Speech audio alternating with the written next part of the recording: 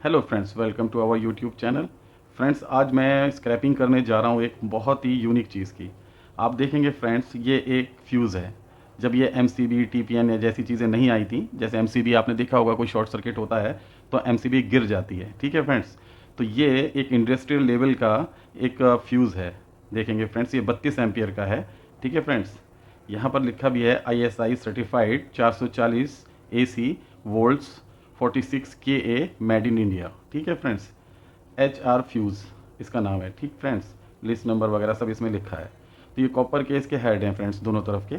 तो मैं आपको बताऊं कि ये इंडस्ट्रियल लेवल का है, और पहले जब ये MCB TPN जैसी चीज़ें मार्केट में नहीं आई थी, दैट टाइम किसी भी बड़े नुकसान को बचाने के लिए इन फ्यूज़ का यूज़ किया जाता था। ठीक है फ्रेंड्स, तो चलिए आज हम इसकी स्क्रैपिंग करते हैं, इसे तोड़ेंगे, खोलेंगे, देखेंगे इसके अंदर क्या क्या चीज़ें होती हैं और वो कैसे काम करती हैं। बेसिकली फ्यूज़ का तो एक ही काम होता है, एक वायर होता है, बारीक सा पतला सा वायर, जो इस तरफ से उस तरफ जाता है, और उसका एक एम्पियर होता है। ठीक है, कि मतलब वोल्टेज को होल्ड करने की एक कैपेसिटी होती है उसकी। स्क्रैपिंग करते हैं इसकी, देखते हैं इसके अंदर क्या है और वो कैसे काम करता है। वेल, तो फ्रेंड्स, इसको खोलने के लिए कोई स्क्रू वगैरह नहीं दिया है। आप देखेंगे इसको तोड़ना ही होगा। एक्चुअली ये मशीन से पंच कर दिया जाता है। यहाँ पर आप देखेंगे 32 एम्पेयर यहाँ पर भी फ्रेंड्स लिखा है। तो इसको हम निकाल नहीं सकते कैसे भी, इसको हमें तोड़ना होगा बीच में कहीं से। देखेंगे आप, ये जो नीचे अंदर का ये वाला जो पार्ट है फ्रेंड्स, ये सेरामिक है, सेरामिक पार्ट है ये वाला। ठीक है फ्रेंड्स, चलिए इसे खोलने की कोशिश करते हैं। पहली कोशिश हमारी यही रहेगी कि हम इसे किसी तरह से बिना तोड़े इन कैप्स को इसमें से निकाल लें। चलिए ट्राई करते हैं, मे बी कि हम निकाल पाएँ इसे। ठीक है फ्रेंड्स,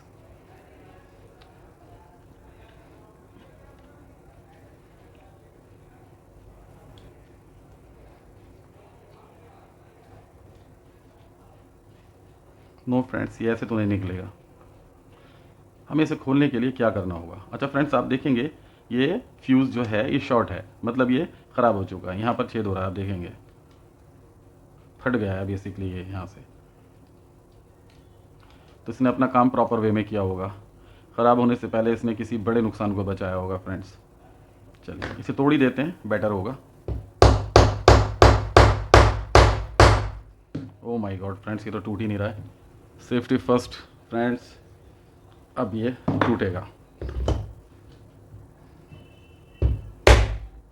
ओके फ्रेंड्स, एक हथौड़ी में ही खेल ख़त्म। Oh my God. तो फ्रेंड्स, आप देखेंगे इसमें क्या होता है।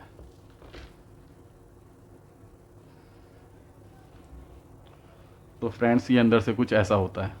ये सेरामिक की ट्यूब थी जिसके अंदर ये ग्लास पाउडर भरा था। ठीक है, और उनके बीच में से एक वायर देखेंगे आप, वो वायर बहुत पतला सा एक वायर यहाँ से यहाँ जाता है।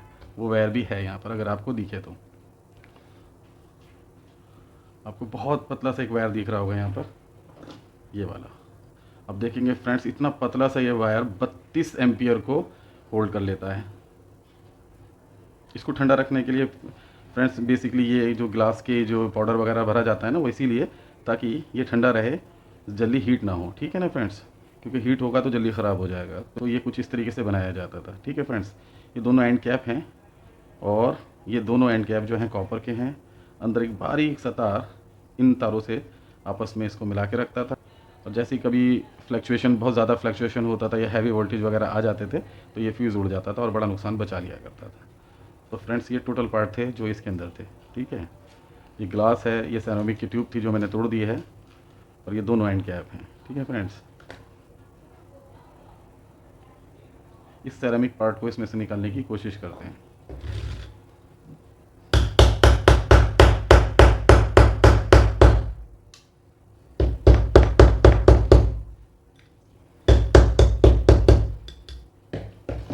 ओके फ्रेंड्स, तो आप देखेंगे ये कुछ अंदर से ऐसा है। जब इसके सेरेमिक की ट्यूब को हमने इसमें से निकाला, यहाँ पर एक पैडिंग भी दी है किसी प्रकार का, शायद ये आप देखेंगे, ये तो कुछ कागज़ टाइप की कुछ चीज़ लग रही है जो यहाँ पर लगा हुआ था। ठीक है फ्रेंड्स, ये दो तार हैं, इनके यहाँ से वो बारीक तार आगे जाता है जो 32 एम्पियर को होल्ड करता है। वाओ, अब इस वाले को देखते हैं।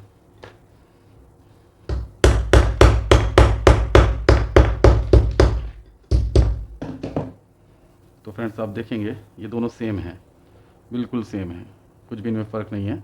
बस एक राइट का एक लेफ़्ट का है। ठीक है, इनमें यहाँ पर 32 एम्पियर मेंशन है, देखेंगे आप, ये लिखा है यहाँ पर,